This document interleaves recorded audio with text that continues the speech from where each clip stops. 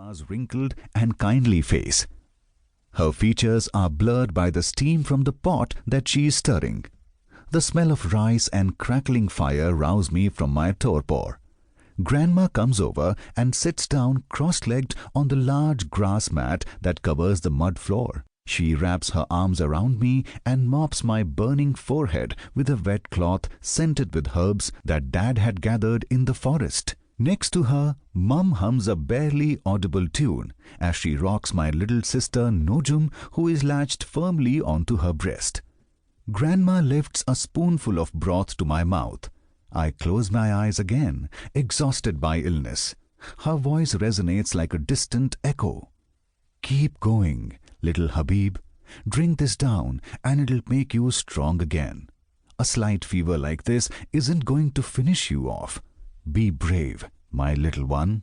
Her words continue uninterrupted, barely distinguishable from the ambient noise. I don't know whether she is talking to me, Mum, or Dad, or to the tormented figure from another time and place who live on in the depths of her memory. Fleeing, endlessly roaming, shrieking and screaming for help. The ghosts of our family and of our people who perished, decapitated by swords or burned to death.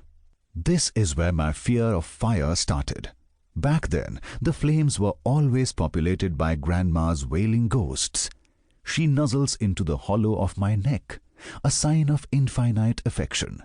And her voice pulls me back from sleep into the story of our cursed people. Beyond the Kaladan River, there are far greater dangers than a touch of malaria, my little one. You are going to get better very quickly, and soon you will be big enough to help your dad in his shop. You are safe here.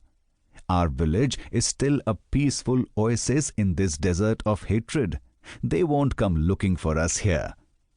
She sighs, that drawn-out sigh that punctuates her often tedious tales, never-ending stories that are always accompanied by a moral lesson and prayers to God, a burdensome chore that she drums into us on a daily basis when all my brother Babuli and I want to do is play.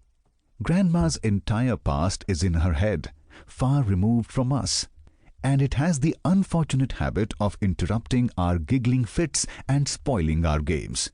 On this June evening, just before the onset of the rainy season, I am too weak to break free and run off tittering with Babuli to our hideout behind the chicken coop. So I let myself be tenderly rocked to the melody of Grandma's husky voice and the gentle rhythmic movement of her shoulders. I watch as she drifts away. Her eyes cloud over and her gaze is fixed somewhere in the distance. Even before she opens her mouth, I know that the images in her head are back. A long time ago, Habib, the world was vast and infinite. Men and women traveled slowly, keeping time with nature and God as they searched for peaceful and fertile lands. Entire peoples boarded huge ships and crossed oceans. Sailors invoke the clemency of nature by offering up a small gem each day that was swallowed by the waves and deposited on the ocean bed. This is how our ancestors arrived safe and sound in the kingdom of Rohang, which we now call Arakan. It is this land of plenty, blessed by God, which gave rise to the Rohingya, a peaceful tribe of fishermen and farmers. As if seeking his approval, Grandma turns towards Dad, who is busy scratching letters and figures into a notebook with yellowing pages. She continues her story. Our history has become both a lie and a crime in the eyes of the dictatorship. Their hatred and racism have turned us into foreigners who must be crushed. She squashes her nose into my cheek, inhales deeply, then places a clean cloth on my forehead, which is beaded with sweat. Your memory is all you will have to keep our history alive, Habib. So listen to me carefully, because your grandmother won't be here forever.